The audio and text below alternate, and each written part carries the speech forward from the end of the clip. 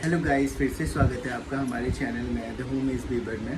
तो हम दोनों आज बनाने जा रहे हैं बिना अनियन और गार्लिक का दाल मखनी। और दाल मखनी के साथ हमने उसमें थोड़ी चना दाल भी डाली है। जो आप अपने अनुसार दाल को इक्वली मात्रा में डिवाइड कर लें, जिससे कि दाल आपकी बहुत टेस्टी बनेगी। आप इसमें राजमा यूज़ कर सकते हो और दाल मखनी के लिए आप जो साबुत उड़द है उसको यूज़ कर सकते हो, और थोड़ा हमने इसमें चना दाल यूज़ करी है।